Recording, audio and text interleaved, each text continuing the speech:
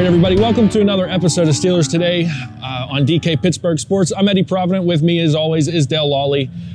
Dale, we're getting ready for a Steelers Monday night game against the Bears, which is going to be a lot of fun for us, a late night Monday night game.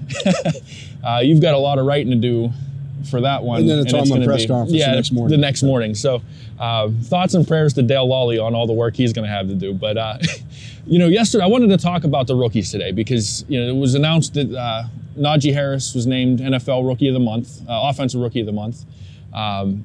And yesterday in his press conference, Ben Roethlisberger was giving all four of the offensive rookies pretty decent love. He was giving them a lot of love, was talking about how proud he is of Kendrick Green and his growth and how, how happy he was with how Dan Moore has handled some difficult tasks. Najee and Pat Freiermuth, I think, are pretty self-explanatory. Let's talk about the rookies a little bit today because I think they do deserve some love. Yeah, I mean, they've been everything that the Steelers could have hoped. Actually, probably more than what they had hoped because they had no expectation of Dan Moore starting for them this year at left tackle, let alone at left tackle. There was obviously some high hopes for Najee Harris immediately. Pat Freiermuth was going to continue to be a process over the course of the season. I think maybe, he's probably stepped up his expectations a little bit. I thought by midseason, he would have taken over that starting tight end role, maybe got there a little bit sooner than we expected. Obviously, Kendrick Green has stepped in and played reasonably well at center as well. And then you have Moore at left tackle. That was the complete wild card. I kind of thought that this would be, a redshirt year for him, and that hasn't been the case at all. I mean, you're not redshirting when you're going up to Cleveland to face Myles Garrett, for 60 snaps. So, yeah, I mean, it's been a good class. It's been needed for sure because they had some holes there, and these guys have stepped in and done the job. The only concern that you have now is, we talked to Kendrick Green yesterday, and he mentioned that this has been. Somebody said, this is still so fresh and everything's going to happen. And now he goes, we've been going since July. This doesn't feel like we're early in the season to me at all. So you do have to be concerned about that rookie wall. It's a real thing. Yeah. And now you've added the 17th game to the regular season schedule. Talking to Keith Butler this morning, and he made mention that, hey, we still got 10 games left. 10 games is a lot, of football. And presumably, if you get to where you want to go, you're going to play 11, 12, 13 games, 14 games even, so remaining on the schedule. So there's still a lot on the table for these guys, but they're getting better. I think that's one of the things when you look at the Steelers right now, you look at the Ravens, where's that pass defense getting any better at? There's nobody coming in back off of IR that's going to save that pass defense. Trade deadline is passed. Right. They are what they are. There's nobody out there who's going to fix their run game. And when I talk about their run game, I'm talking specifically about their running backs. They stink. They're not going to get that from anybody else outside unless somebody gets released and they pick them up. You saw the Browns last week.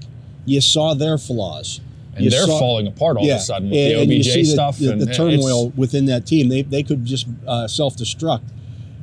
You thought the Bengals were good. We all thought the Bengals were good. I still think they are good. Yeah.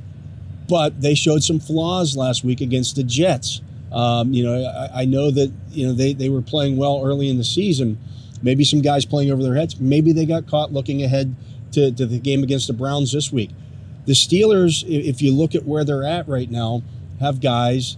the flaws that were evident early in the season that are quite honestly still flaws. Yeah. They're improving. And they're also, I think the team's learning how to work around those flaws too. And, it's not just the rookies. I think there's a lot of I don't want to call it found money, but there's just a lot of Arthur Millette has been a pleasant surprise with the way he's played for the most part. Zach Gentry coming in and having the game he did against Cleveland and, looking like a solid number 2 tight end. There's a lot of players on this football team that I don't think at the beginning of the season and in training camp we expected to be big parts of the team that are contributing. And I think those are the things that you need when you have the football team that the Steelers have, where you're kind of put this together on the fly. I don't want to call it a rebuild, but they certainly had to slap some stuff together last minute. This is what you need. You need these guys that you wouldn't think you're going to get production out of. You get production out of these guys. Yeah, and they have a history of doing that. I mean, that's just that's how you that's how you go 20 years without a losing season. That's how you, right. you know, are a playoff contender year in and year out. You know, you trust the system, you trust your system, you trust the way things work, that you'll figure it out. You don't panic. You know, again, we talked about that earlier in the week. There's no panic button in that building over there. They just won't do it. And so, you know, it's working out, you know, well so far, okay so far, I should say. They're 4-3. It's not like they're, you know, it's not like they're 6-2 or something like that right now. But you do see improvement. And, you know, when you see improvement like that, it speaks to coaching. I know everybody wants everybody fired after every loss. This is not hockey. This is the NFL. Right. You don't blow things up after one game. Right. I gotta, you know, you brought up coaching. I actually was gonna end the show on coaching, because I really think it's a testament to, you know, Mike Tomlin and Keith Butler, and even to a degree Matt Canada, as much as we've, you know, crushed him over the last few weeks for, you know, right or wrong. He gets bashed a lot.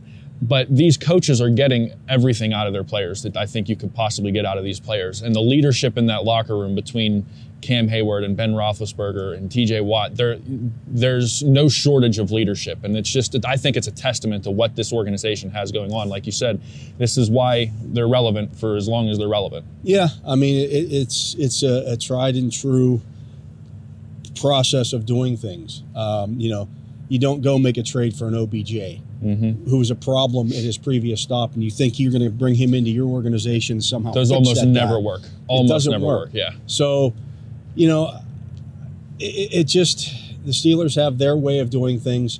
It may not always seem to be the right way. You may get excited in the offseason. Oh, look what this team's doing. Look at what that team's doing. The Steelers stay the course. They do what they do. It's boring but effective. Yeah. I mean, it just is. It is what it is, as Mike Tomlin likes to say, and in those situations, it is. I mean, you don't trust your process. You have to trust your process. That's it. So, for Dale Lolley, for DK Pittsburgh Sports, I'm Eddie Provident. We will see you, probably DK and Dale, after the Monday Night Football game or sometime Monday. So, thanks for watching, and we'll see you next time.